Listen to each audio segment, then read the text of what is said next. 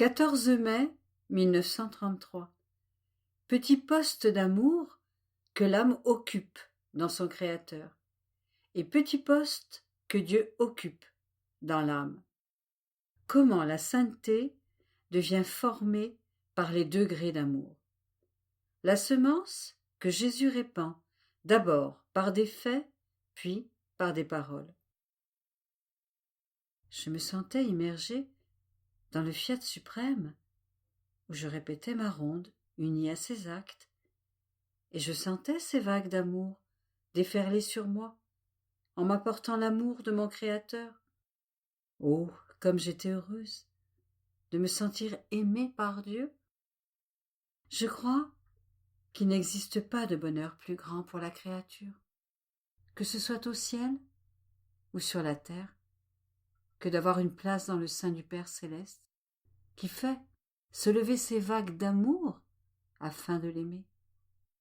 J'étais sous l'effet de ces vagues lorsque mon doux Jésus, toute bonté, visita ma pauvre âme et me dit : « Ma bienheureuse fille, faire une tournée dans les actes que nous avons accomplis dans la création, comme dans la rédemption, par amour pour les créatures, fait surgir un amour nouveau dans notre être divin, qui investit celle qui s'unit à nos actes divins.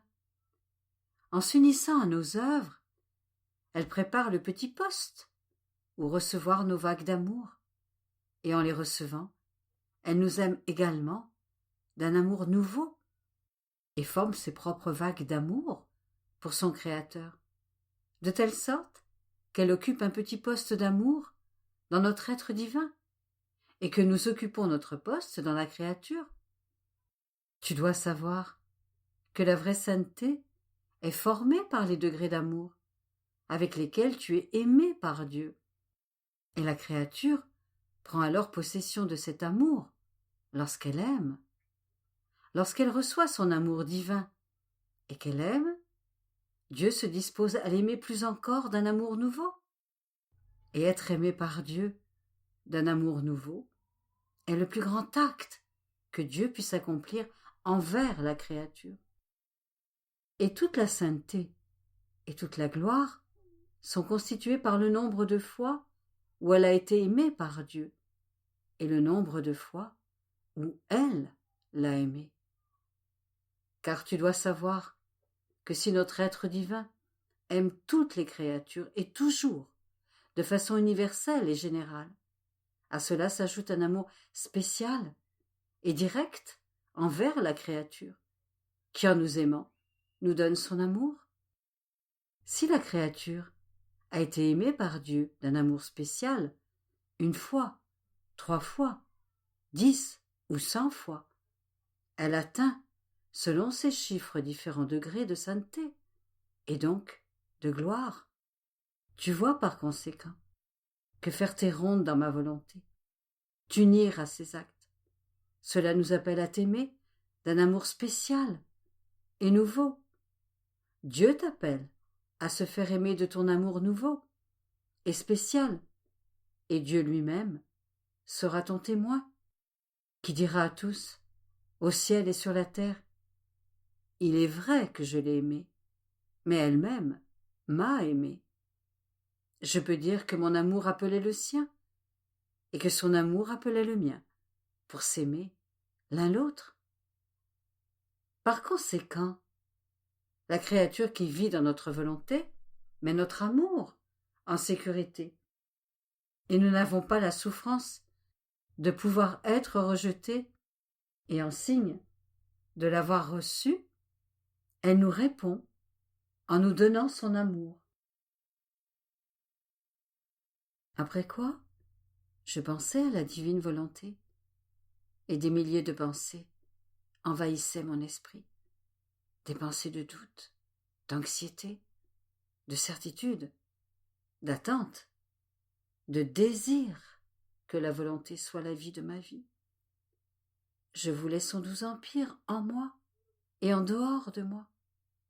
Je pensais à cela lorsque mon toujours aimable Jésus ajouta : « Ma petite fille de mon vouloir, tu dois savoir que lorsque je manifeste un bien, une vérité, c'est un signe certain que je veux donner ce bien, ou faire le don d'une vérité, afin qu'il devienne la propriété de la créature.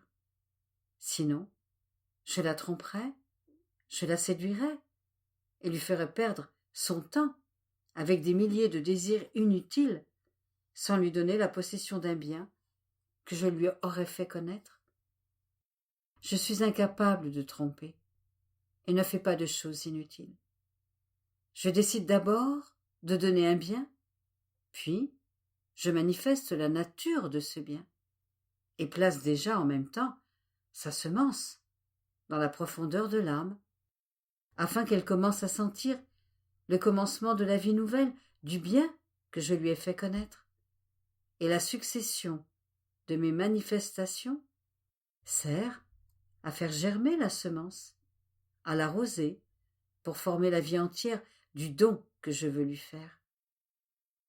Et le signe que l'âme a accepté et apprécié la vie nouvelle du don que je veux lui faire, c'est que je continue à manifester les différentes qualités, les belles prérogatives, la valeur immense que possède mon don. Et lorsqu'il est certain que l'âme possède la vie entière du don que je veux lui faire, je lui fais connaître mes desseins, l'œuvre que j'ai accomplie en elle et le don qu'elle a déjà en sa possession. Ma sagesse est infinie, mes industries d'amour innombrables. En premier, j'accomplis des faits, puis viennent les paroles pour apprendre à la créature comment recevoir, conserver et utiliser le bien qui lui a été donné et révélé. Donner un bien sans le faire connaître serait comme donner de la nourriture à un cadavre, et je ne m'occupe pas des cadavres, mais des vivants. Faire connaître un bien à l'âme sans le lui accorder serait une plaisanterie et ne serait pas selon notre divine nature. Par conséquent, si je t'ai manifesté tant de vérité sur ma divine volonté, c'est parce que je veux te faire le don de sa vie opérante en toi. Et s'il n'en était pas ainsi, je ne t'aurais pas dit tant de choses. Mon discours lui-même est messager, porteur et dépositaire du grand don de ma divine volonté, non seulement à toi, mais au monde entier. Par conséquent, sois attentive à ce que ma semence soit reçue en toi, pour se changer même en nature, et tu sentiras alors, par des faits, le bien de ma volonté régnant dans ton âme. N'est-ce pas ainsi que j'ai agi avec ma mère céleste? Premièrement, je l'ai formée, préparée et dotée.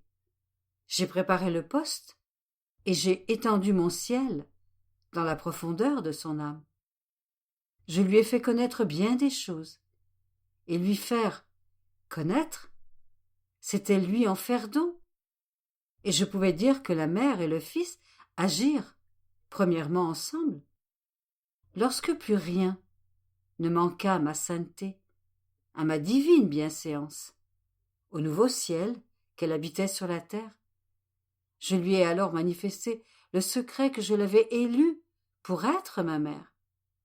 Et c'est lorsque j'eus manifesté le secret qu'elle s'est sentie mère de son Créateur.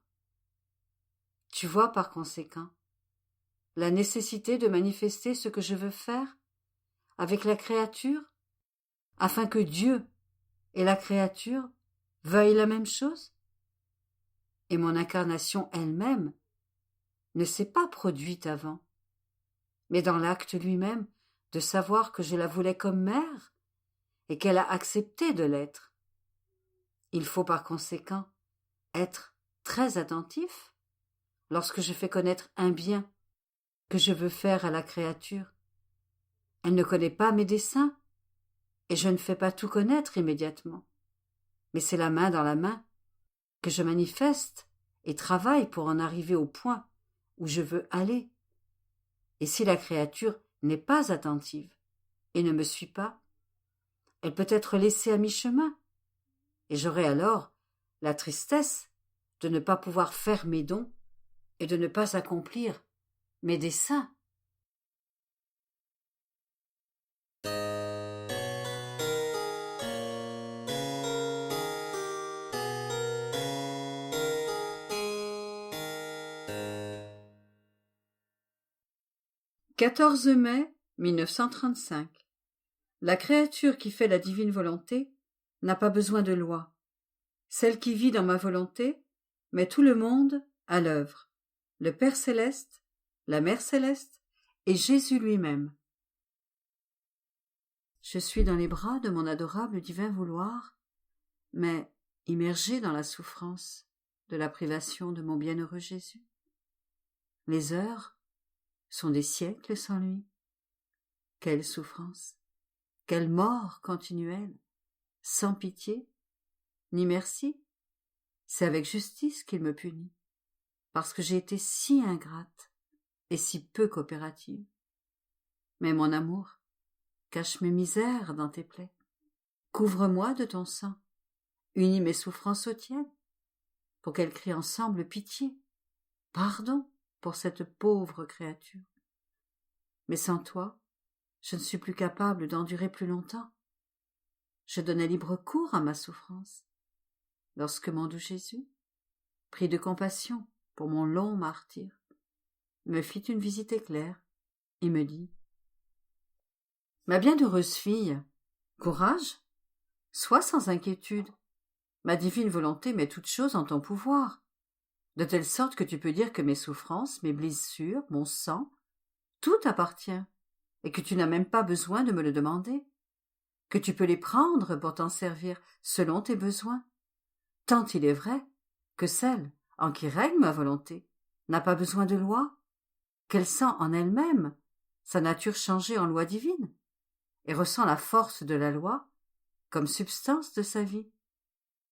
Et comme ma loi est une loi d'amour, de sainteté et d'ordre, elle ressent en elle-même la nature de l'amour, de la sainteté et de l'ordre.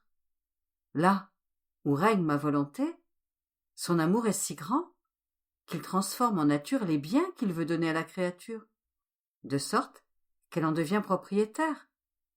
Personne ne peut les lui enlever, et je me fais moi-même le gardien des dons en nature concédés à cette créature. »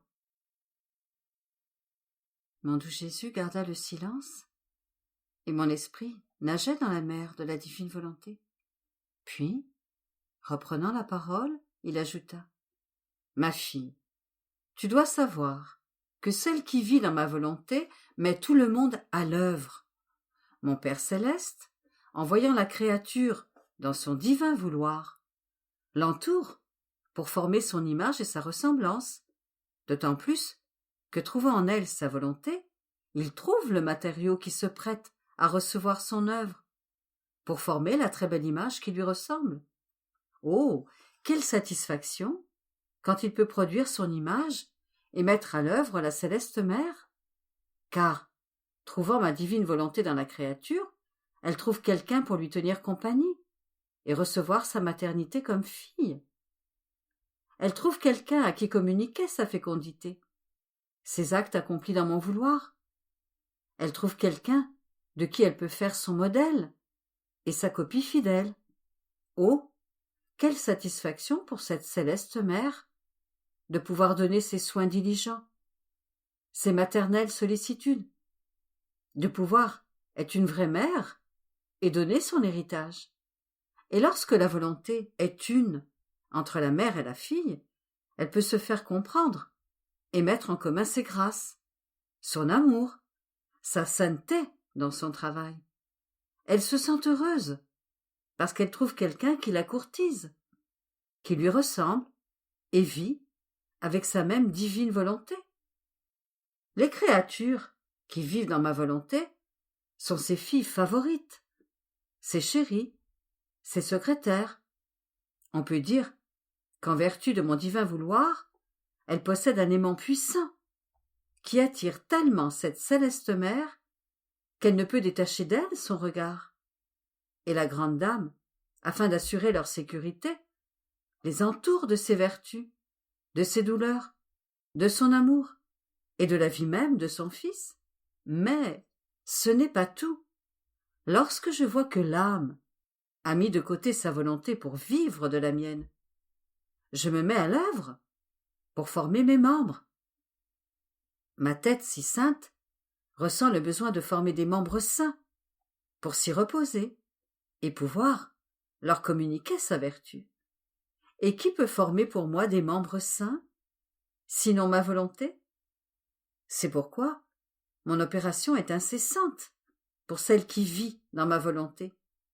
On peut dire que je veille, à l'intérieur comme à l'extérieur, afin que personne n'entre en elle pour interrompre mon travail. Et afin de former ses membres, je reprends et j'achève à nouveau mon œuvre pour les régénérer. Je reprends vie pour les faire renaître. Je pleure, je souffre, je prêche, je meurs, toujours pour communiquer mes humeurs vitales et divines dans ses membres, afin qu'ils soient fortifiés et divinisés et rendus dignes de ma très sainte tête. Oh, combien je suis heureux de répéter et de former par mon travail celles qui vont répéter ma vie. Mais que ne ferais-je pas et que ne donnerais-je pas à celle qui vit dans ma volonté? Ma volonté m'enferme dans la créature pour me faire travailler et former de mes mains créatrices des membres dignes. Et lorsque l'âme reçoit mon travail, je me sens heureux et payé de retour pour l'œuvre de la création et de la rédemption. Et les anges et les saints, en voyant le Père céleste, la Reine souveraine et le Roi à l'œuvre dans cette créature, veulent nous aider eux aussi. Et entourant l'heureuse créature, ils travaillent à sa défense, chassent les ennemis, la libèrent des périls, et forment des murs de force d'âme pour que personne ne vienne l'importuner. Tu vois par conséquent que celle qui vit dans ma divine volonté met tout le monde à l'œuvre et que tout le monde s'occupe d'elle.